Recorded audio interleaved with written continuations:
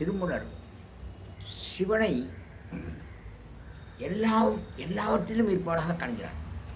உலகம் இல்லை, அவ்வுலகத்துக்கும் அவன் தான் நின்று காட்டுகிறான். இப்போ எங்கிட்ட வந்து சிவன் ஒன்று கும்பிட்டா பார்த்தா அப்புறம் என்ன பிரம்மா, அப்புறம் என்ன விஷ்ணு, இப்படி எல்லாம் அது கேட்குறாங்க. இது என்ன இது இப்படி கேட்டால் என்ன அவங்க வேறு இவங்க என்ன 3 குழப்பம் உண்டாக்குன மாதிரி இருக்குது.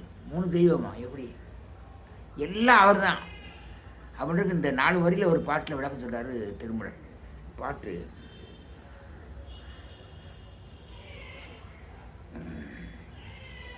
377 377. அதாவது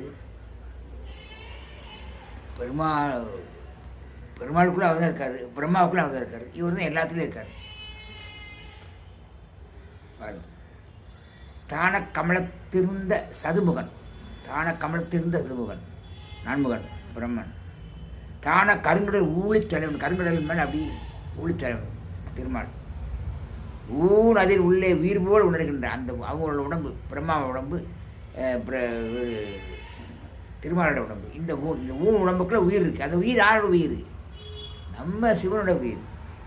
அதின் உள்ளே உயிர் போல் உணர்கின்ற தான பெரும்பொருள் தன்மையை, அத்தகைய தானப்பெரும்பொருளே அவன் சிவன் தான், எல்லாவற்றிலுமாக இருக்கிறான்னு சொல்லி. என்னையா இது இப்படி குழப்பமாக இருக்குன்னு ஏற்று நிறைய பேர் கேட்டாங்க. இப்போ நானே ஆரம்பத்தில் குழப்பம் பண்ணிருந்தேன். என்ன பிரம்மா தெருவில் 100-108 சாமி இருக்குது, ஊரில் கிராமத்தில் கும்பிட்றாங்க, எவ்வளவோ இருக்குது. இதில் என்ன சிவன் ஒருத்தர் தான் எனக்கு போப்பா, நான் வேறு ஒன்றும் கூட மாட்டேன் அப்படின்னு வந்தேன். எனக்கு ஒரு குழப்பம் வந்துச்சு. சைவத்துக்குள்ள வந்தவர் பிரம்மா, விஷ்ணு, இப்போ இவனும் என்னப்பா அது எல்லாம் அவர் தான். திருமாலுக்கு சக்கரத்தை கொடுத்தவர் சிவன் தான் சொல்லுவாங்க. அப்புறம் தான் எனக்கு உண்மை தெரியுது. எவ்வளோ ஒரு விஷயம் அது.